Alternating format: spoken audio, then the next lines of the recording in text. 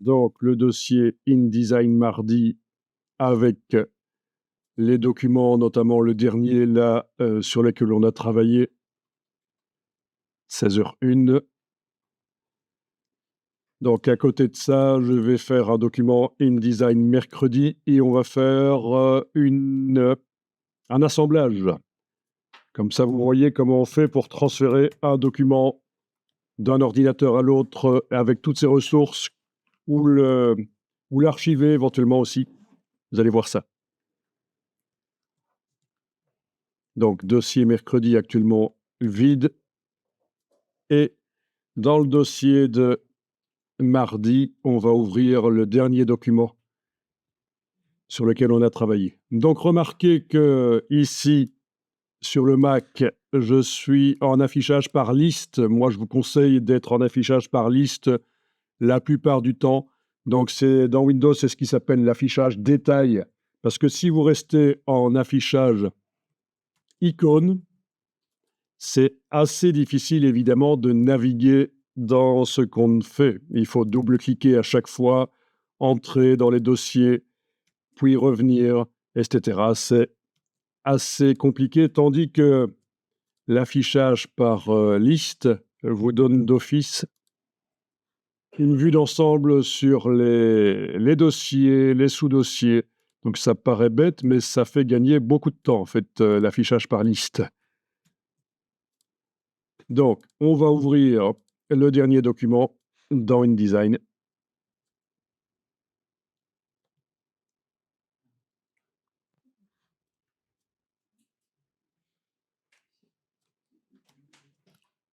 Alors ici, je vais me débarrasser des palettes de droite avec Shift Tabulation. Ensuite, je remarque que l'application est flottante. Vous voyez toute l'application là. Et, ah ben non, quoique l'application n'est pas flottante, je dis une bêtise.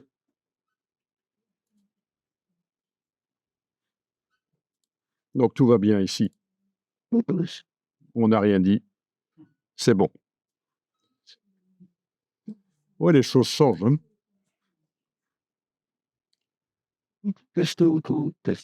Bien, on va donc envoyer un dossier d'assemblage vers le dossier de mercredi. C'est juste, ce serait pas, on pourrait continuer dans ce dossier-là aujourd'hui. Hein, c'est pas ça. On pourrait mercredi aujourd'hui continuer dans le dossier de mardi et ça poserait aucun problème. Mais c'est juste comme ça, vous voyez comment ça fonctionne. Donc vous allez dans le menu Fichier et vous descendez jusqu'à la ligne Assemblage.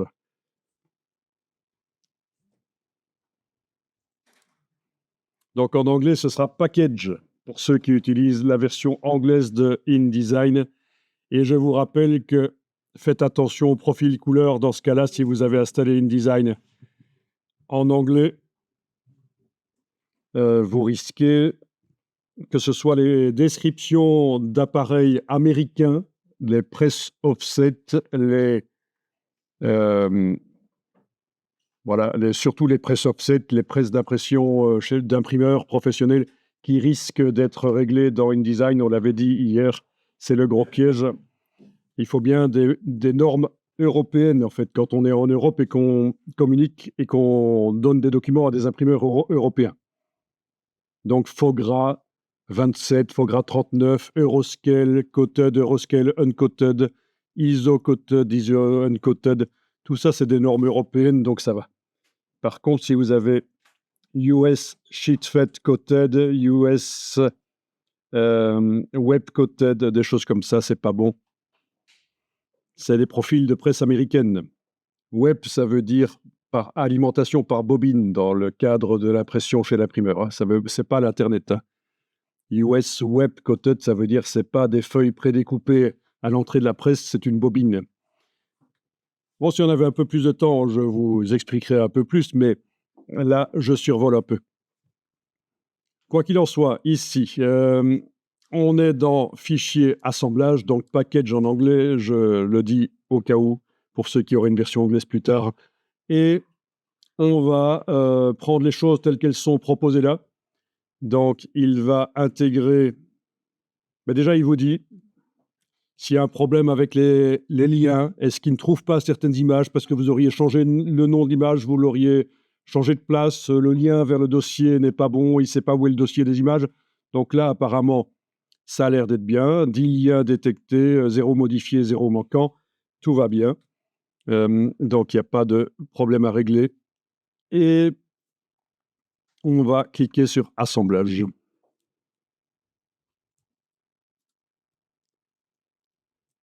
Là, il vous demande où vous voulez l'enregistrer. Donc ça va être dans InDesign mercredi.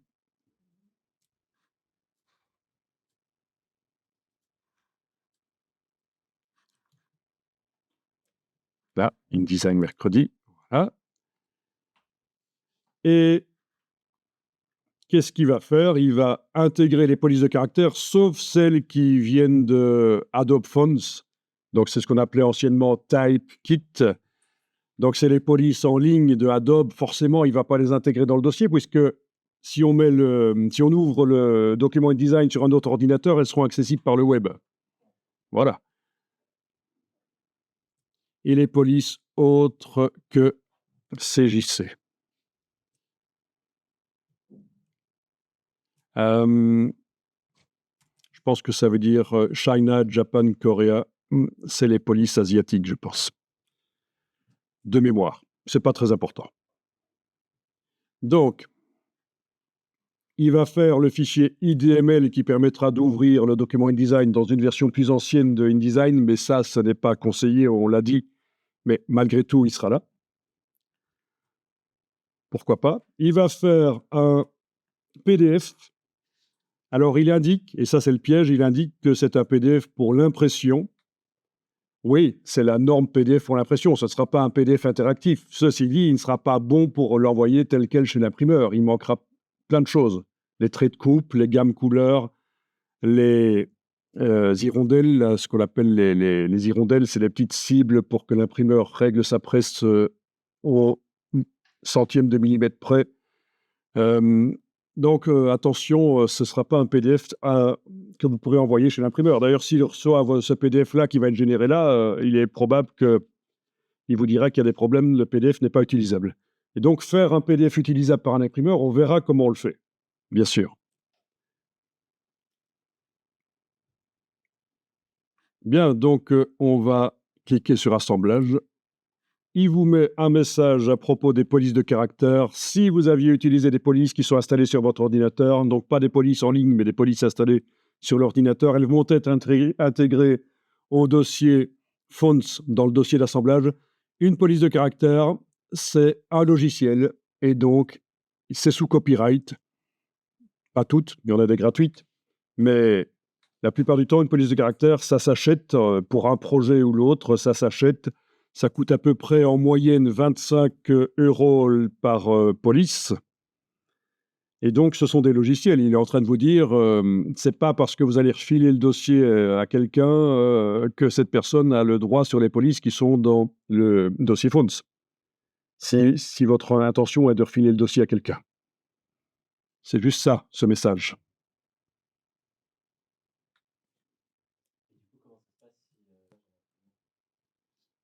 Alors, si on a utilisé des polices Typekit, la personne qui va ouvrir ça dans InDesign a forcément la licence cloud et a forcément accès aux Typekit qui vont être téléchargés. Ça va être automatique quand on ouvre le document. Si elles ne sont pas sur l'ordinateur, elles vont être téléchargées automatiquement. Ceci dit, on ne refile plus un dossier d'assemblage à l'imprimeur normalement. Si l'imprimeur vous demande un dossier d'assemblage, c'est problématique, il vaut mieux qu'il travaille avec un PDF. Comme je vous l'ai dit hier, si vous avez utilisé par exemple une police Helvetica et que lui a aussi de l'Helvetica installé, mais pas le même fondeur, donc là on parle bien de police installée dans l'ordinateur, pas celle dans le cloud, vous risquez que le texte bouge. Et lui, il ne va pas le voir, il ne va pas le vérifier. Finalement, il va imprimer un document où le texte ne sera pas à l'endroit où vous vouliez, juste à cause de ça. C'est pour ça que le PDF a résolu pas mal de problèmes, puisque c'est figé. Les polices sont dans le fichier PDF, c'est figé, ça ne peut pas bouger. Donc les dossiers d'assemblage qu'on refile à l'imprimeur, normalement, ça ne se fait plus. Alors, on va cliquer sur OK, tout simplement. Il nous indique qu'il y a du texte qui sort de bloc sur certaines pages, pages 1 et 4. Peut-être pas chez vous, peut-être que chez vous, c'est un peu différent, vu qu'on a fait évoluer le document ensemble hier, mais vous avez peut-être fait des choix qui sont un peu différents. Donc, normalement, le document n'est pas imprimable tel quel, ça c'est sûr, puisqu'on a du texte qui déborde. Ceci, c'est ce qu'on appelle le contrôle en amont, c'est-à-dire le pre-flight en anglais, le vol d'essai. Avant de découvrir sur le document imprimé chez l'imprimeur qu'il y a des problèmes, InDesign vous prévient, tout simplement, qu'il y a certains problèmes, notamment du texte qui est dans un bloc, mais qui n'est pas visible en entier. Logique, c'est pas... Non, justement, c'est pas logique, donc il vous le dit. Alors, on va cliquer sur OK, voilà, et le dossier d'assemblage est fait, et on va fermer le document ici, et on va aller voir... OK. Ouais. OK, je vais le garder comme ça. On va aller voir dans le dossier de mercredi, donc...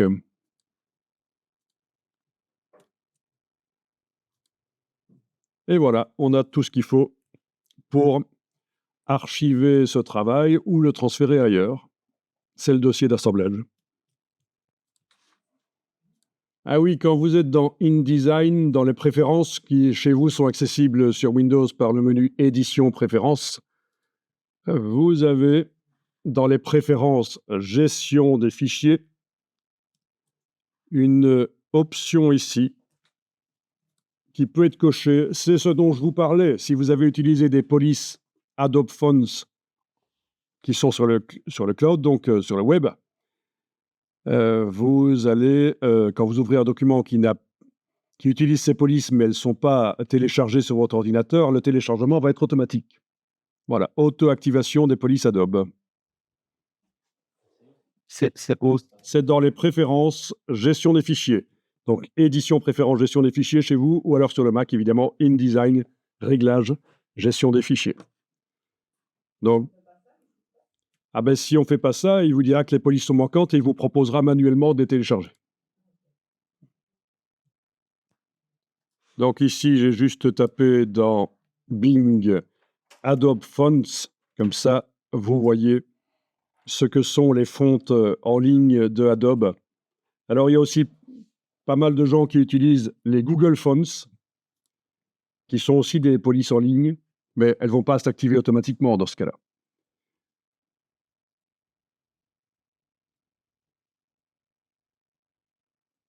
Mais les Adobe Fonts, voilà. Quoique les Google Fonts, il faudrait voir.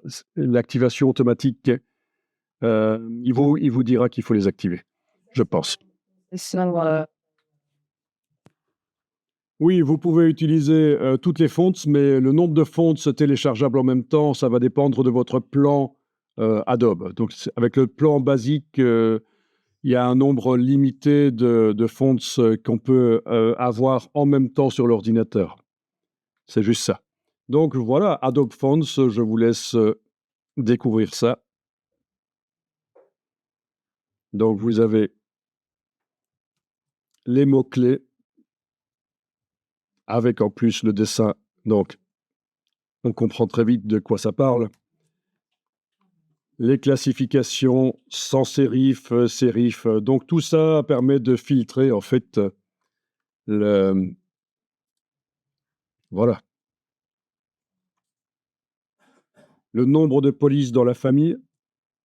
Donc c'est une convention, toute police qui termine par le mot pro, c'est certain qu'elle contient tous les caractères qui permettent d'écrire dans toutes les langues, sauf les langues asiatiques, évidemment. On parle des langues romaines.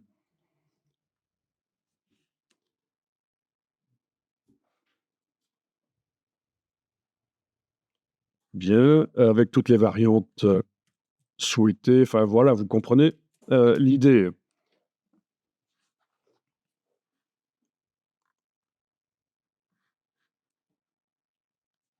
Oui, il y aurait beaucoup de choses à dire sur les polices de caractères. On va juste aller voir rapidement aussi les Google Fonts. Alors, celles qu'il faut éviter, c'est celles qui viennent de Dafons. La qualité n'est pas extraordinaire, mais bon, si pour un projet, on en a vraiment besoin. En tout cas, voilà, ça, c'est les Google Fonts ici. C'est à peu près le même principe que chez Adobe. Et elles sont ici. Oui, chez Google, on peut toutes les utiliser sans payer. Oui. Pour des travaux d'impression ou pour du site web. Beaucoup qui sont dans le graphisme utilisent Dafont. Mais les polices ne sont pas extraordinaires au niveau de la qualité. Ce ne seront pas des polices de type OpenType. Donc, mais pourquoi pas, si on a vraiment besoin de quelque chose. Mais à mettre plutôt de côté quand on ne trouve rien sur Google Fonts et sur Adobe Fonts. Et dire quoi, quelles sont? Quand on dit que c'est pas de bonne qualité, c'est une ancienne technologie. Ce sont des polices TrueType, ce sont des polices pixels. Et donc, il y a moins de caractères déjà. Il n'est pas certain qu'on pourra écrire dans autre chose que de l'anglais, le français, les accents. Déjà, le dessin des polices n'est pas optimisé pour la lecture. Enfin, c'est un travail moins professionnel que ce qu'on trouve sur Adobe Fonts et Google Fonts.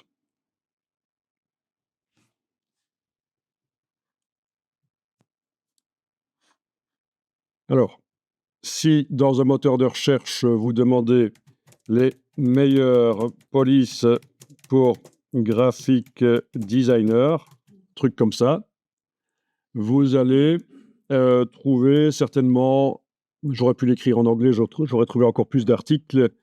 Vous allez trouver des articles qui vous listent les polices qui sont les plus utilisées. Et voilà.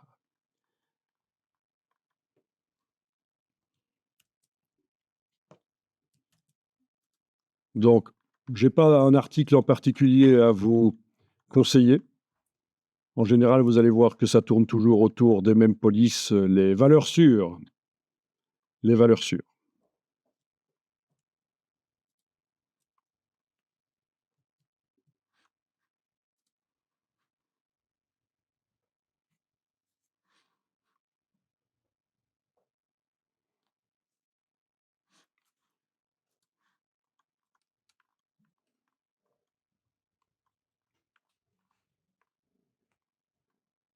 OK, ici, c'est les polices script, plus précisément. Voilà. Ici, c'est autre chose. Voilà, ils vous listent des polices, mais c'est des polices graphiques ici, c'est pas encore idéal. Ce sont des polices fort graphiques pour faire des travaux qui ont une identité visuelle forte.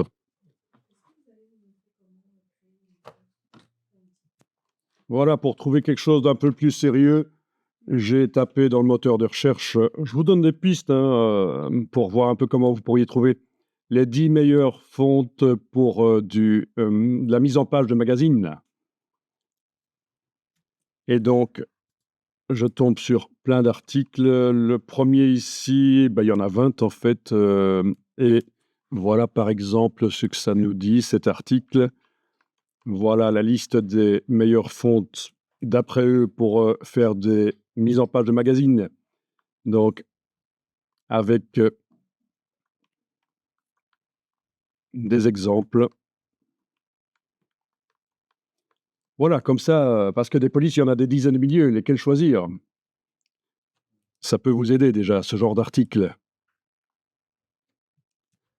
Si je reviens sur Adobe Fonts, il y a quand même les recommandations avec les tendances actuelles. Les polices du moment. Ça peut aider aussi.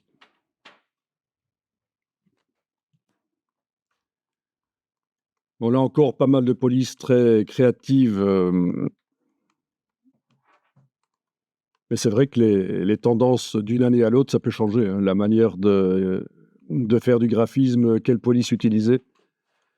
Donc tout ça est quand même vaste et complexe. Une formation à la typo, moi, ça dure une semaine. C'est 5 jours de formation rien que pour parler de la typo avec plein d'exemples. Donc ici, j'ai survolé rapidement. Donc pour ceux qui sont intéressés par la création de polices de caractère, tapez ça dans un moteur de recherche et vous allez avoir différentes solutions. Soit des stand-alone, donc des logiciels à part, soit des plugins, donc des choses qui ajoutent des fonctionnalités à Illustrator. Donc la plupart du temps, quand on fait une police, on transforme sa police manuscrite, le handwriting. C'est typiquement le genre de choses qu'on fait. On écrit une police sur le papier, on la photographie, on la transforme en vecteur et puis on la transforme en une police qu'on peut utiliser.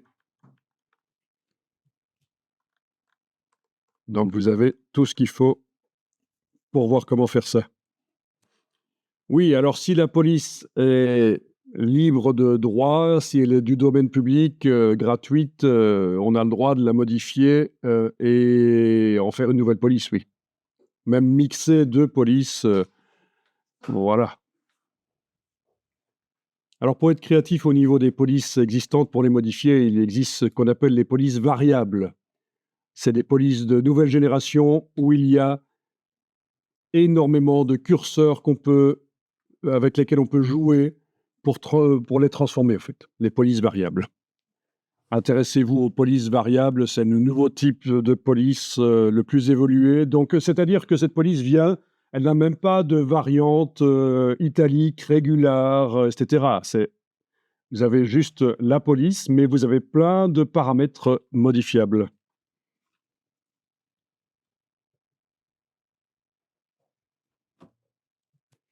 Donc, les variable fonts, les polices variables, où vous voyez qu'au départ de la police, vous pouvez faire varier la graisse, etc. Avec des paramètres que le concepteur de la police a prévus et voilà, sur lesquels vous pouvez jouer. C'est l'avenir, c'est les polices variables. Donc, vous pouvez obtenir, en jouant sur les curseurs, une police que personne d'autre n'a jamais créée. Il y a de paramètres, de millions de possibilités.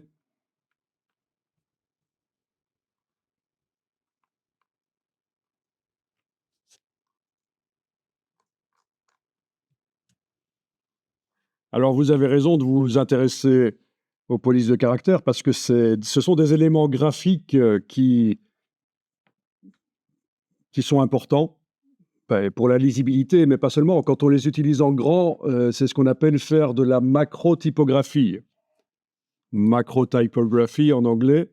Je vais juste vous montrer ici. Et c'était un peu ce qu'on avait vu dans le document d'hier avec le mot dogs, 3 petits points, qui était en arrière-plan. C'était juste une police italique, une police sérif italique qui a été utilisée en tant qu'élément graphique.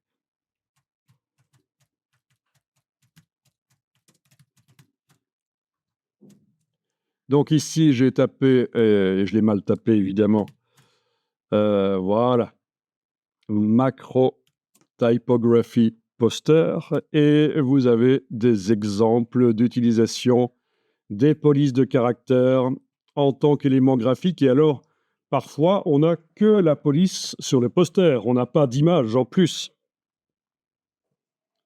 Donc, ce genre d'effet où, voilà, la police n'est pas vue en entier, c'est du blanc sur blanc, sur la droite ici. Ça, c'est ce qu'on appelle l'effet Gestalt. C'est votre esprit qui reconstruit la forme manquante. Voilà un exemple de poster typographique intéressant. Je vais réduire un peu ici parce que... Voilà, OK. Bon, c'est un genre. Évidemment, on va pas faire ça pour la kermesse au boudin d'un village, hein.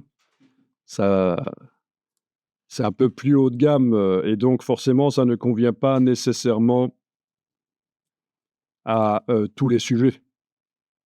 Et donc, utiliser les polices de caractère en tant qu'élément graphique comme ça, c'est la macrotypographie. Et à l'inverse, quand on fait du réglage très fin et c'est ce qu'on va faire, sur des paragraphes pour qu'ils aient un bel aspect, c'est ce qu'on appelle la microtypographie. Donc, vous verrez forcément les deux termes. Mais la microtypographie, c'est beaucoup moins spectaculaire. C'est juste des réglages pour que le texte ait l'air correct, professionnel, facile à lire. Ici, vous avez compris qu'on est vraiment dans les jeux avec les polices de caractère. Ben, quand on est à court d'idées, ça peut être bien parce que vous utilisez une police qui a été faite par un typographe, voilà, elle a un dessin intéressant et puis après vous jouez avec des superpositions comme ça. Pour la chant, Ah oui, oui, oui, je vois tout à fait. Elle fait pas mal il y a pas mal de conférences d'elle et d'interventions sur YouTube. Maintenant que je vois sa tête, je me souviens qu'en effet, j'ai pas mal de vidéos dans mes playlists, parce que j'ai des playlists de veille technologique, hein, notamment sur le graphisme, sur la créativité enfin, dont je pourrais vous refiler éventuellement les liens. Mais en effet, elle fait pas mal de choses très intéressantes. Oui, oui. Un peu rétro comme ça. et là, Oui. Donc, oui, oui, oui, oui, oui, en effet. Mais là, on déborde sur l'art, hein. On sort un peu du graphisme pour aller sur l'art, mais pourquoi pas? La frontière est un peu floue. Alors, je m'y connais en typographie, mais je ne suis pas le grand spécialiste de la typographie. J'ai encore beaucoup de choses à apprendre. C'est très vaste, la typographie. La typographie, vous avez ici à Bruxelles un master en typographie, 5 ans. À certains endroits, il y a des doctorats en typographie, où on étudie la signalétique, la psychologie. Voilà, c'est pas évident. Donc tout ça pour dire que c'est pas juste en 3 ans d'études supérieures qu'on fait la typographie nécessairement, c'est vaste. Et donc, pour préciser aussi que moi, je ne suis pas un grand spécialiste de la typographie. Je travaille avec un typographe professionnel, euh, qui lui-même régulièrement se forme. Je me suis déjà d'ailleurs accroché, il m'a invité à suivre les formations qu'il suit. Et typiquement, c'est des formations qui se donnent en ligne avec un spécialiste qui explique à une personne ou deux. Et typiquement, on va chercher des spécialistes à Paris, à Londres, New York. Donc, à un certain moment, quand on veut se former à un haut niveau, il faut aller chercher des spécialistes en ligne. Donc, même des typographes professionnels continuent à se former, évidemment. C'est un domaine en pleine effervescence, ça bouge beaucoup, notamment la dernière chose, je vous ai dit, les polices variables, c'est la dernière nouveauté. Donc, on ne fait plus les polices comme avant. Et donc, vous m'avez demandé comment on pourrait faire des polices de caractère. Il y a ceci, Glyphs App. Glyphs App, c'est ce qu'utilise le typographe dont je vous parle, notamment. Voilà. Et vous avez la possibilité donc de télécharger ça, Glyph, qui va s'intégrer à Illustrator. Je n'ai pas encore eu l'occasion personnellement de l'essayer. J'ai juste assisté à une conférence où il était dévoilé, il y a de ça quelques années, à l'université de Nancy. Mais voilà, je vous laisse découvrir éventuellement comment ça fonctionne. C'est juste des paramètres pour modifier des polices. On les dessine dans Illustrator, on intervient au niveau vecteur et puis on transforme ça en une police utilisable avec laquelle on peut taper du texte et qu'on peut vendre, qu'on peut mettre en ligne pour la vendre. Donc, au niveau du pricing. On est pour la version complète, malheureusement, c'est pour Mac. Ben oui. Mais là, à un certain niveau, il faut avoir les deux types de machines, hein, parce que parfois, il y a un truc qui ne marche que sur Mac, parfois, il y a un truc qui ne marche que sur Windows. Donc, à un certain moment, il faut trouver des solutions pour, malgré tout, avoir les deux types de machines, quitte à passer par un émulateur Windows qu'on installe sur le Mac. Mais voilà. Donc là, je suis un peu désolé pour vous, parce que, en fait, cet exemple-ci n'est accessible que pour Mac, qui, pour des raisons historiques, est la machine du graphiste, bien que, bien sûr, le PC soit moins cher et plus performant et différent. Il y aurait beaucoup de choses à dire aussi sur qu'est-ce qu'il vaut mieux utiliser, un Mac, un PC. La réponse idéale, c'est quand même de dire que il vaut mieux utiliser le type de machine qui est utilisé dans le milieu professionnel dans lequel vous voulez vous intégrer. Si on utilise principalement des PC, il vaut peut-être mieux ne pas être le vilain petit canard qui utilise un Mac, et inversement. Dans un milieu où on utilise des Mac, venir avec son PC, c'est peut-être pas l'idéal. On parle de milieu professionnel où tout le monde fait à peu près la même chose, hein. Bien sûr, si vous êtes une cellule graphique dans une entreprise où les comptables, etc., utilisent des PC, c'est pas interdit que vous ayez un Mac. Donc, tout ça est un peu plus complexe que... voilà. Quel type de machine utiliser, c'est pas évident. Alors, vous voyez qu'il y a ici Glyphs Mini, la version mini, légère pour débutants. Voilà. Donc, en native, en standard dans Illustrator, non, il n'y a pas ce qu'il faut pour transformer des vecteurs en une police utilisable. Il faut ajouter un module externe. Voilà. Et des modules externes, il en existe énormément pour étendre les possibilités des logiciels, qu'on soit dans InDesign, Illustrator ou Photoshop, des scripts, des modules externes en fonction de ce qu'on veut faire. Il en existe plein, gratuits ou payants, parce que c'est pas complet. Par exemple, dans InDesign, juste un exemple, dans InDesign, moi, j'ai intégré le module Prolexis, qui est accessible pas seulement au départ de InDesign d'ailleurs, mais quand je suis dans InDesign, là, j'ai un menu Prolexis qui me permet de faire de l'analyse grammaticale, typographique, pour faire des corrections grammaticales et typographiques très, très évoluées. Analyse de contexte, je ne vous conseille pas Prolexis, il est cher. La version complète, je pense, doit être à 600 €. La plupart des gens utilisent Antidote, qui fait à peu près la même chose et qui est moins cher. Et donc voilà, ça, Prolexis va quand même loin. C'est français Prolexis, Antidote c'est québécois, et c'est très bon aussi, mais ça va peut-être un peu moins loin. Analyse des contextes, etc., des erreurs, des belgicismes. Par exemple, si vous écrivez dans un texte les deux jumeaux, il va vous dire c'est une erreur, les jumeaux ils sont toujours deux, il ne faut pas écrire deux. Voilà, ça c'est une analyse de contexte.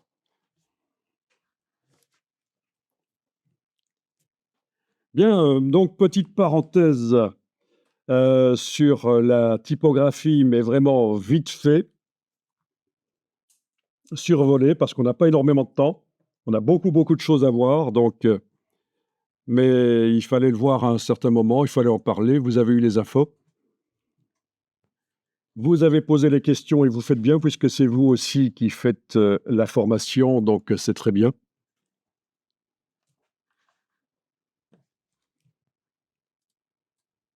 Bon, regardons un peu à quoi ressemble le PDF quand même.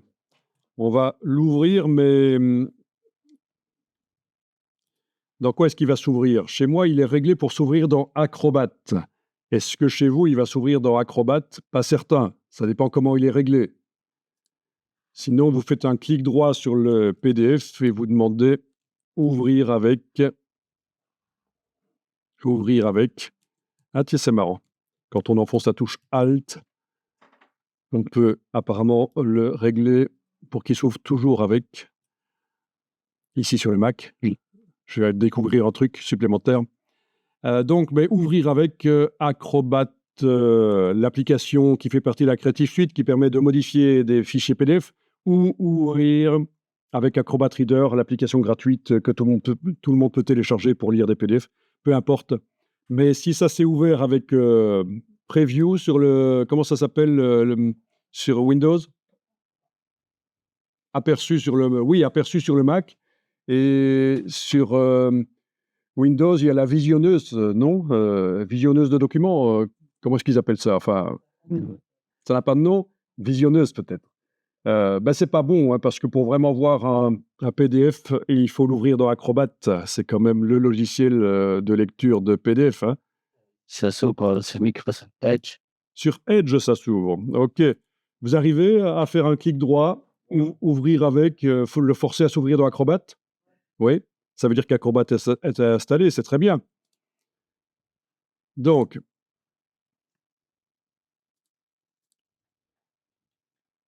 ce n'est pas un document imprimable chez un imprimeur. Bon, si vous l'emmenez au copie-service du coin, bien sûr, il pourra vous l'imprimer sans problème, hein. Mais chez un imprimeur, il manque des choses. Il manque le fond perdu, c'est-à-dire l'encre qui déborde au-delà des limites de la page. Il manque les traits de coupe pour couper la page une fois qu'elle a été imprimée, pour enlever les excédents d'encre. Donc ça, le fond perdu et les traits de coupe, c'est un système pour faire en sorte que les images aillent jusqu'au bord des pages. Techniquement, l'imprimeur ne peut jamais imprimer, comme c'est le cas ici par exemple, une image jusqu'au bord de la page.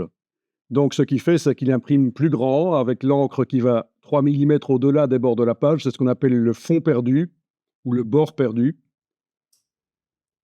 le bleed en anglais. Et puis, une fois que c'est imprimé, il coupe.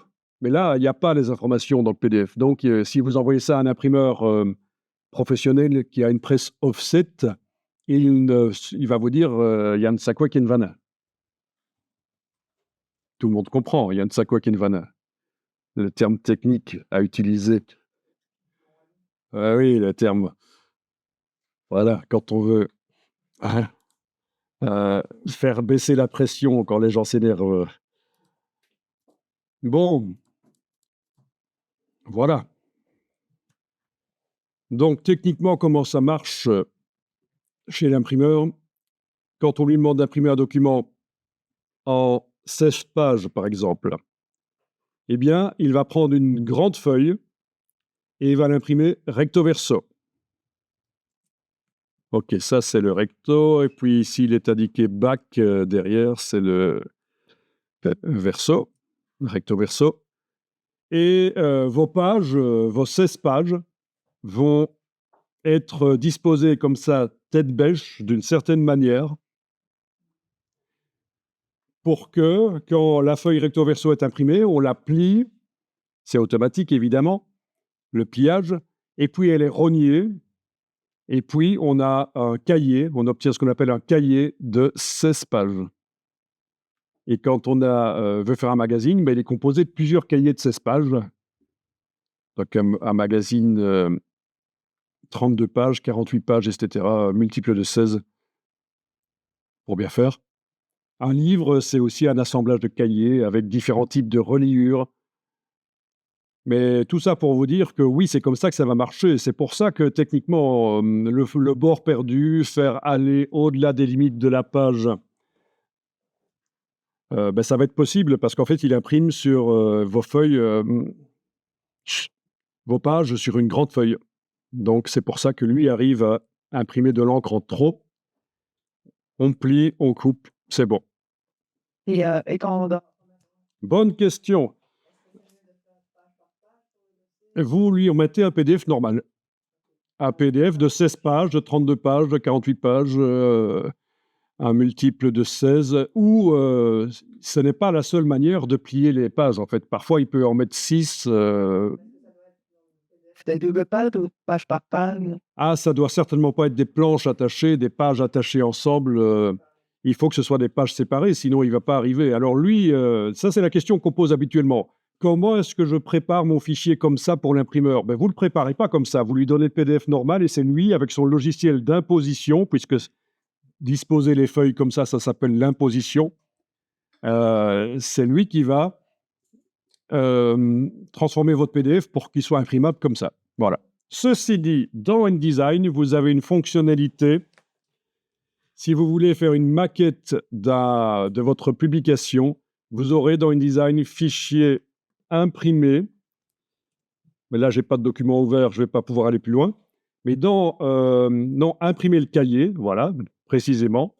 Imprimer le cahier, et là, ça vous imprime des feuilles, comme on le voyait là, à la manière de l'imprimeur. Sauf que vous n'avez pas des feuilles format A2 super grandes, donc vous allez faire en réduction. Vous allez faire une maquette de votre magazine en réduction.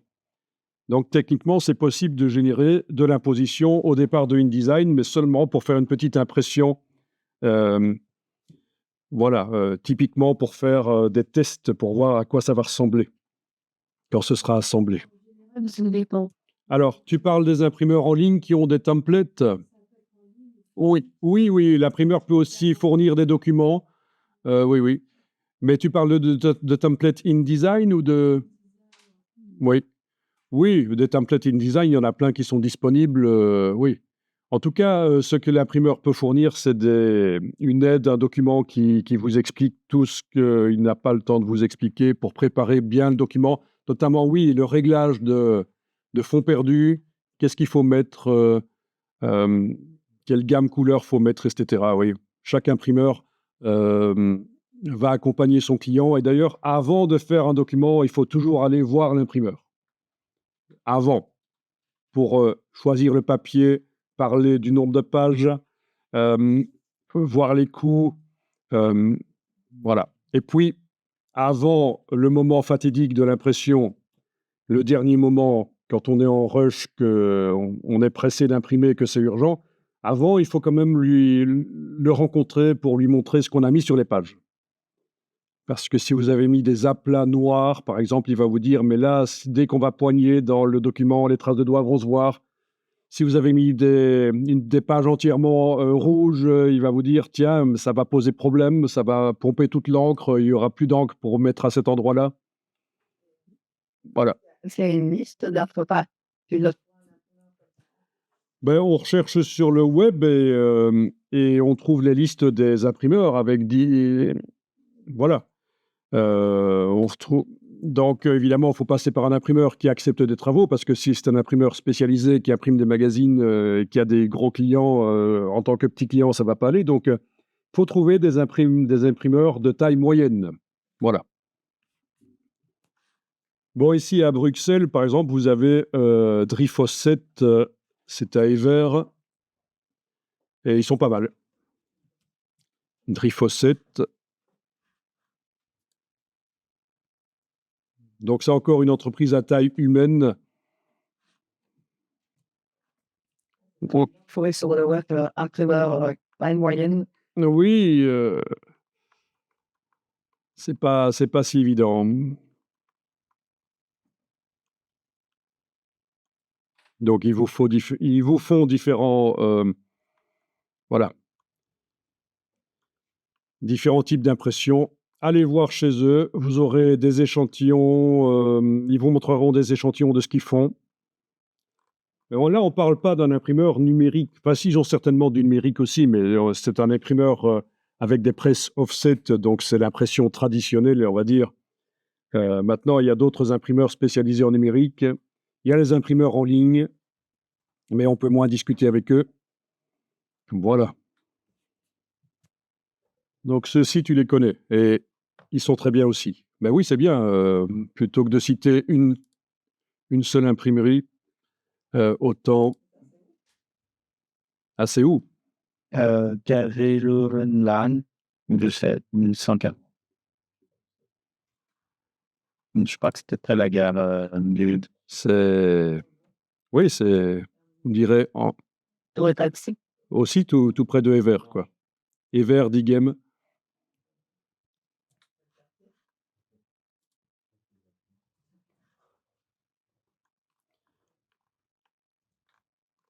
Mais typiquement, ils doivent recevoir du papier assez lourd, donc c'est pas idiot de se mettre à côté d'un chemin de fer ou d'un fleuve. plutôt d'un chemin de fer. Voilà, ça peut expliquer pourquoi ils sont au même endroit. Oui, parce qu'ils ont parfois des bobines qui pèsent des tonnes, quand même. Bon, bah, j'ai juste tapé dans Bing ici des bons imprimeurs dans Bruxelles et évidemment, je vais tomber sur aussi des copies-services ou de l'impression numérique. Mais vous voyez, il y a quand même différents endroits. Voilà, il y a différents endroits qui sont accessibles. Forcément, ils ont intérêt à avoir une présence sur le web, hein. C'est pas juste par le bouche à oreille que ça va marcher. C'est ouais. C'est pas paragraph printing dont tu parlais, peut-être? Non? Enfin, voilà.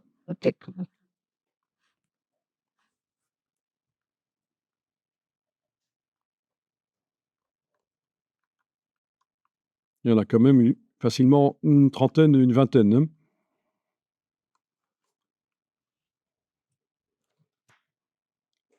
Mais je ne vois pas de Rifocet ici, à moins qu'il faut zoomer plus. Celui dont je vous ai parlé, je ne le vois pas ici. Bon.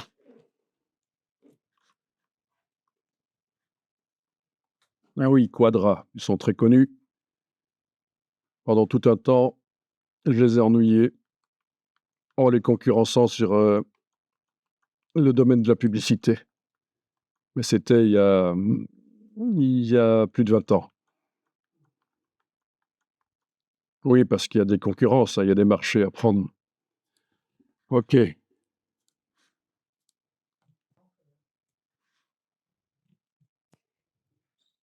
Alors, juste rapidement, on parle du terme offset depuis tout à l'heure. Qu'est-ce que ça veut dire? C'est quoi l'impression offset? Eh bien, d'abord, il faut revenir aux fondamentaux.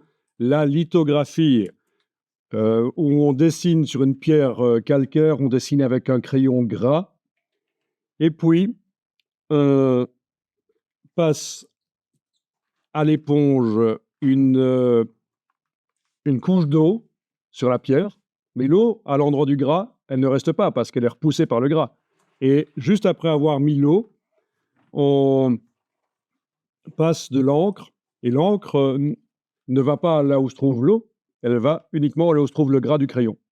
Donc c'est le principe de l'encre et l'eau, l'encre grasse et l'eau qui se repoussent, la répulsion de l'huile et de l'eau quelque part, qui permet de faire le dessin. Eh bien, c'est cette technique-là qui est utilisée en offset, mais de manière plus industrielle. Vous avez des plaques offset métalliques, mais qui sont basées sur le même principe. Il y a des parties grasses, entre guillemets, qui vont empêcher que le film d'eau se mette dessus. Puis l'encre arrive et elle ne se met que là où il y a les parties qui repoussent l'eau. Donc ça, c'est typiquement une plaque offset. Et ces plaques offset sont enroulées autour d'un rouleau de presse, comme on le voit ici. Voilà, la plaque offset. Voilà. Donc techniquement, comment ça marche?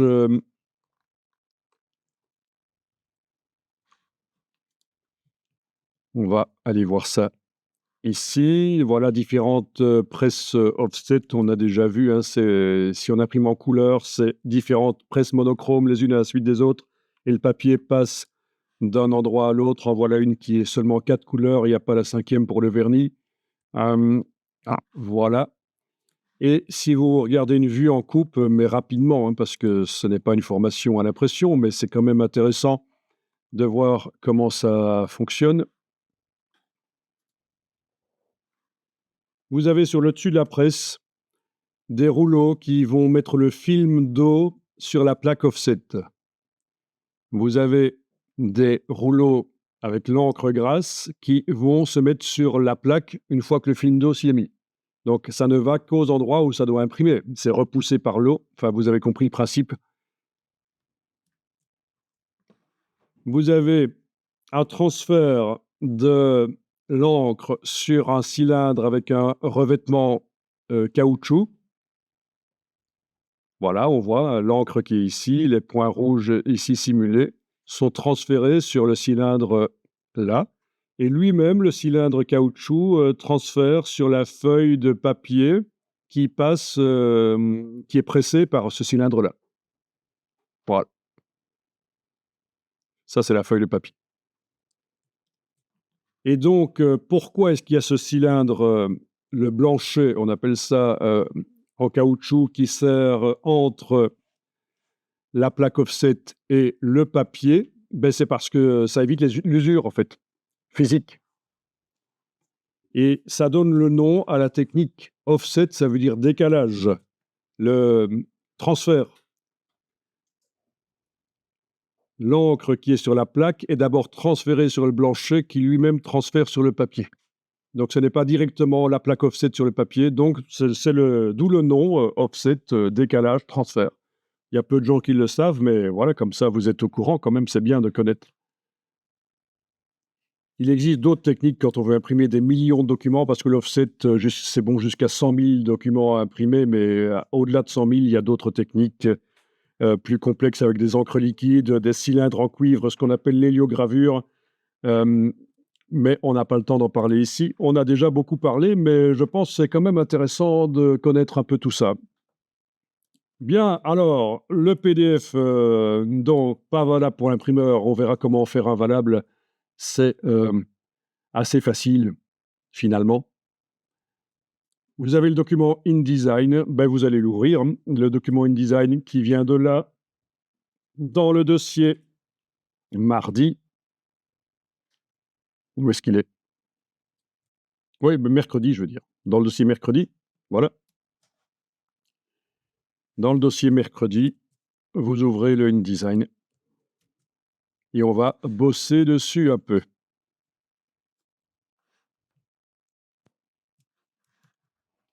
OK.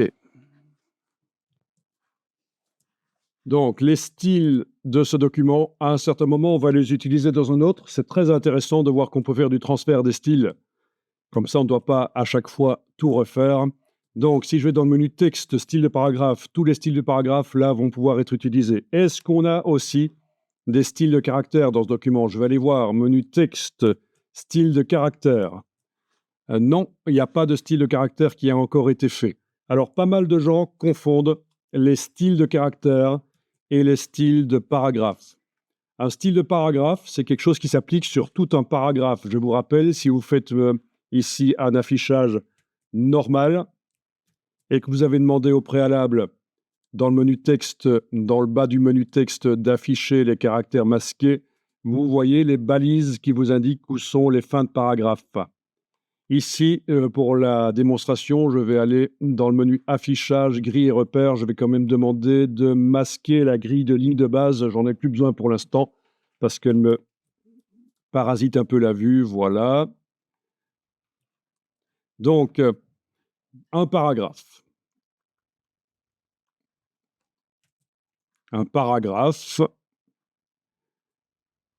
Le style de paragraphe permet de formater, de modifier l'aspect de tout un paragraphe, tandis que le style de caractère, ce sera pour modifier certains mots du paragraphe, les mettre en gras, les mettre en italique.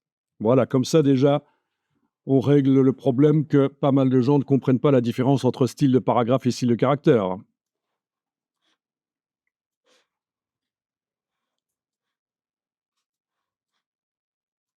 Donc il n'y a pas de style de caractère. Par contre, on a des styles d'objet, menu fenêtre, style, style d'objet, menu fenêtre, style d'objet. Donc ça, ce sont des styles pour des blocs. Il y en a un qui s'appelle Image qui habille, qui a été fait spécialement pour ce document, et un autre qui s'appelle Bloc 3 colonnes. Voilà. Donc ça aussi, ce sera récupérable dans l'autre document éventuellement. Quoi d'autre comme style? Ben, tous les styles sont là en fait dans le menu fenêtre style, vous les voyez. On a donc parlé des styles de caractère, des styles de paragraphe, style d'objet, on vient d'en parler. Les autres styles qui sont là, style de cellule et de tableau, c'est pour les tableaux, quand on fait des tableaux, tout simplement. Pour pouvoir rapidement modifier. Ben, déjà faire un tableau, lui donner tout un look, et puis certaines cellules leur donner un aspect, un look. Donc tout ça pourrait être récupéré. Donc ce sera pour un peu plus tard, mais là, je voudrais vous parler de quelque chose. Voyons un peu ça. Mais ça a l'air d'aller. Donc, je pensais avoir mis le dessin des chiens dans le gabarit et qui se reportait sur toutes les pages, mais finalement, non. Il est bien sur chaque page. Il n'y a pas de problème. OK, donc ce que j'avais prévu de faire ici, il n'y a pas lieu de le faire. Vous voyez ce que je voulais dire, hein, dans la palette pages, à un certain moment de l'évolution du document, j'avais mis le dessin celtique des chiens dans le gabarit A, et forcément, toutes les pages du document avaient le dessin qui venait, et c'était pas bien. Et donc, finalement, ça a été mis sur chaque page, d'ailleurs à une taille différente. Sur la page 1, il est là dans le calque, menu fenêtre calque. Dans le calque décoration, il est là en grand, le chien. Les chiens, d'ailleurs, il y en a plusieurs. Et il y a une autre page où cette image se trouve aussi. Oui, la page 4, en plus petit, il est là. Donc, c'est juste pour montrer qu'on peut agrémenter avec des images ou des dessins derrière sur le calque décoration entre le fond et le texte.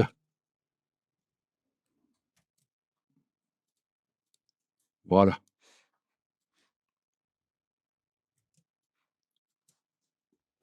Bon, ben, commençons à faire un document au départ de rien. Donc, on va fermer ce document-ci et vous allez cliquer sur ne pas enregistrer. On n'a rien fait dedans finalement.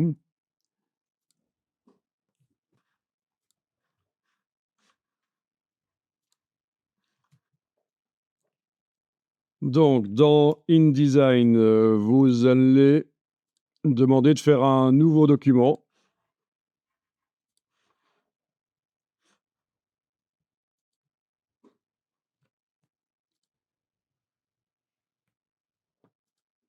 Est-ce que vous avez le panneau d'accueil qui est visible ou pas? Là, pour l'instant, quand vous êtes dans InDesign sans aucun document ouvert. Oui? OK.